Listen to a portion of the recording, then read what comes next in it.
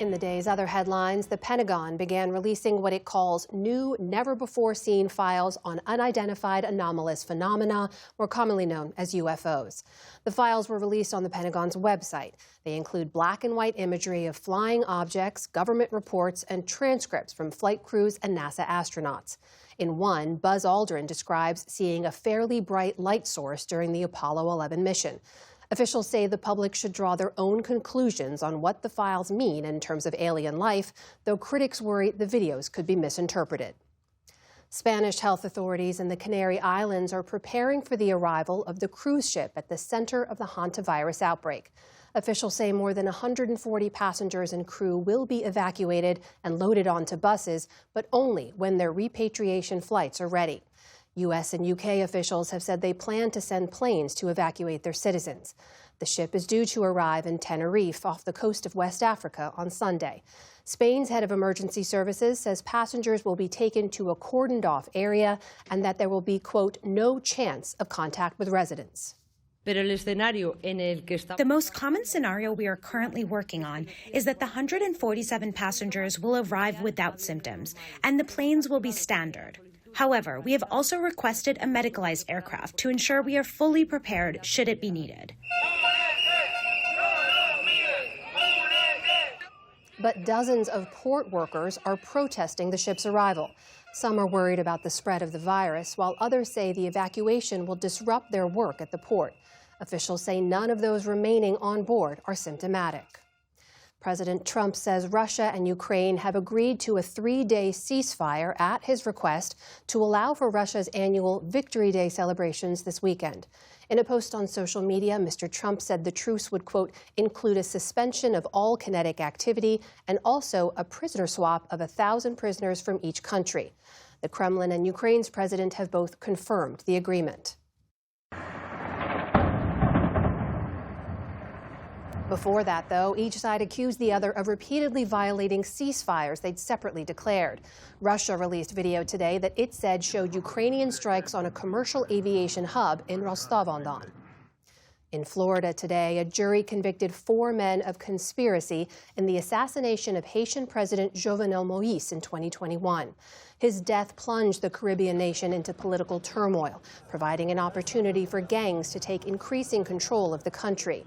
The 4 conspirators were not accused of actually killing Moïse, but rather of plotting to replace him with their own leader in a bid to enrich themselves. They now face life in prison. At least 5 others have already pleaded guilty in the conspiracy and are now serving life sentences. ABC is accusing the Federal Communications Commission of violating its First Amendment rights. That follows the FCC opening an inquiry into the talk show The View over whether it violated federal rules to provide equal airtime to political candidates. In a filing today, the network says the FCC's actions, quote, threaten to upend decades of settled law and practice and chill critical protected speech. ABC's been a frequent target of the Trump administration, including over recent comments by comedian Jimmy Kimmel about First Lady Melania Trump. On Wall Street today, stocks posted decent gains following that reassuring jobs report. The Dow Jones Industrial Average added just 12 points, so mostly flat, but the Nasdaq rallied more than 400 points to a new record. The S&P 500 also closed out the week on a positive note. And Pulitzer Prize-winning journalist and author Philip Caputo has died. His 1977 memoir, A Rumor of War, about his own service as a platoon leader in Vietnam, is considered a classic of wartime literature. It documents in vivid detail the psychological terror of fighting a largely unseen enemy.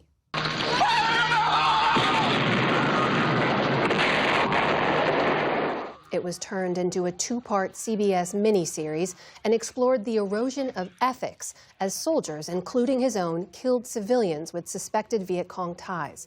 Caputo also wrote nearly a dozen works of fiction. His son said he died from cancer. Philip Caputo was 84 years old. Meanwhile, Sir David Attenborough is marking his 100th birthday, and millions of fans and nature lovers around the world are celebrating with him, even if the famously modest television host had planned otherwise. I had rather thought that I would celebrate my 100th birthday quietly, but it seems that many of you have had other ideas. Those plans include a 2-minute tribute by the BBC on a giant screen in central London. There have also been museum events, special screenings, and tributes from countless admirers. For 7 decades, Attenborough has brought the natural world into our homes through programs like Life on Earth and Blue Planet. He's taught us not just about nature, but also about ourselves. It's really very unfair that man should have chosen the gorilla to symbolize all that is aggressive and violent, when that's the one thing that the gorilla is not, and that we are. So on this, his 100th birthday, we at the News Hour would like to congratulate Sir David Attenborough on making this shared planet feel a bit more familiar to us all, and to say thank you. Still to come on the News Hour, the FDA commissioner is on the ropes after months of turmoil. The Trump administration's latest counterterrorism strategy puts a spotlight on drug cartels but downplays right-wing extremism.